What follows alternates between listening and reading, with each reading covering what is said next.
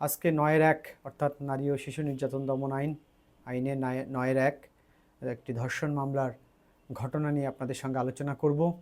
আশা করি এই আলোচনা থেকে আপনারা সকলেই সতর্ক হতে পারবেন। তো প্রিভিয়াস এই ঘটনাটি ঘটেছিল দিনাজপুর জেলার বোচাগঞ্জ থানায়। এখানে দুই বন্ধুর ভিতরে একটি ঘনিষ্ঠ সম্পর্ক তৈরি হয় চাকরির সূত্রে। অর্থাৎ একজন একটি প্রতিষ্ঠানে চাকরি করতেন, সেইখানে যে আরেকজনের সঙ্গে তার বন্ধুত্ব হয় এবং সেই বন্ধুকে তিনি মাঝে মাঝে বাড়িতে নিয়ে আসতেন। একটা পর্যায়ে তাদের ভিতরে একটি পারিবারিক সম্পর্ক সৃষ্টি হয় এবং এই সুযোগকে কাজে লাগিয়ে যিনি এই বাড়িতে আসা যাওয়া করতেন সেই ব্যক্তি তার বন্ধুর স্ত্রীর সঙ্গে একটি পরকীয়া সম্পর্কে লিপ্ত হন। দীর্ঘদিন এই পরকীয়া সম্পর্কের পরে একদিন বন্ধুর স্ত্রীকে নিয়ে এই ব্যক্তি উধাও হয়ে যান রংপুরে এবং সেখানে একটি বাসা ভাড়া নিয়ে তারা একত্রে বসবাস করতে থাকেন এবং তাদের ভাষ্যমতে তারা বিবাহ করেন। কিন্তু স্ত্রী তার প্রথম স্বামীকে কিন্তু ডিভোর্স না দিয়েই তার স্বামীর বন্ধুকে বিয়ে করেন এবং এখানে কোনো ইদ্যত পিরিয়ড ৩ মাস এগুলা কোনো কিছুই মেনটেন করা হয় নাই। এমত অবস্থায় একটি রেগুলার বিয়ে কিন্তু তিনি করেন। পরবর্তীতে তার প্রথম স্বামী যখন মামলা করে, পুলিশ তল্লাশি করে এই ভিকটিম এবং তার কথিত বন্ধুকে পুলিশ রংপুর থেকে কিন্তু অ্যারেস্ট করে এবং ভিকটিমকে পাঠিয়ে দেয় সংশোধনাগারে এবং বন্ধুকে অ্যারেস্ট করে নিয়ে আসে বোচাগঞ্জ থানায়।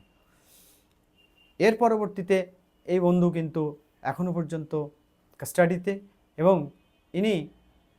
ইনি দাবি করেন যে তিনি তার বন্ধুর ওয়াইফের সঙ্গে বিবাহ বন্ধনে আবদ্ধ হয়ে একসঙ্গে বসবাস করেছেন।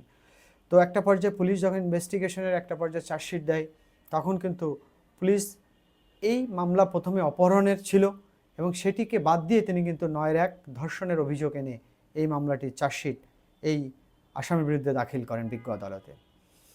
তো আমরা এই মামলার ২২ ধারা জবানবন্দিতেও দেখেছি যে মহিলা তিনি কিন্তু উল্লেখ করেছেন যে তার সঙ্গে তার বিয়ে হয়েছে, অর্থাৎ একটা নিকাহনামা হয়েছে হুজুরের সামনে, রেজিস্টার বিয়ে, এবং একসঙ্গে তারা স্বামী স্ত্রী হিসেবে বৈধভাবে বসবাস করছেন এবং এইখানে তার সঙ্গে যে জোরপূর্বক কোনো ধস্তাধস্তি বা কোনো ধর্ষণের ঘটনা ঘটেছে এরকম কিন্তু কোনো অভিযোগ কিন্তু মহিলা কিন্তু তার ২২ ধারায় কিন্তু উল্লেখ করেন নাই।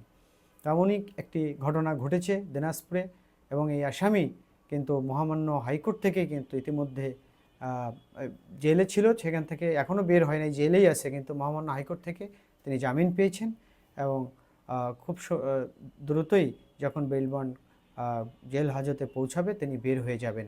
তো দীর্ঘদিন প্রায় সব মিলে ৪ থেকে ৫ মাস তিনি কাস্টাডিতে ছিলেন এবং সেখান থেকেই সেই ৪ থেকে ৫ মাস পরেই তিনি বের হবেন। তো প্রিভিয়াস সেখানে মেসেজটা হচ্ছে যে দেখেন, আপনি বৈধভাবে যদি সে তার স্বামীকে ডিভোর্স দিত, ৩ মাস ইদ্যত পিরিয়ড পালন করত, তার পরবর্তীতে বিয়ে করে একসঙ্গে থাকতো, তাহলে কিন্তু আজকে এই ধর্ষণের ঘটনাটি ঘটতো না। যেহেতু এখানে রেগুলার বিয়ে হয়েছে, যেহেতু এখানে আইনের প্রচুর ব্যত্যয় হয়েছে, সেহেতু এই বিয়েটাকে আমরা কিন্তু বৈধ বিবাহ বলতে পারি না। কাজে এই ধরনের ঘটনার ফলে কিন্তু আজকে তিনি ৯-১ অর্থাৎ ধর্ষণের অভিযোগে অভিযুক্ত হয়েছেন। তো এই বিষয়গুলো আমাদের সব সময় আমরা সতর্ক থাকবো আশা করি।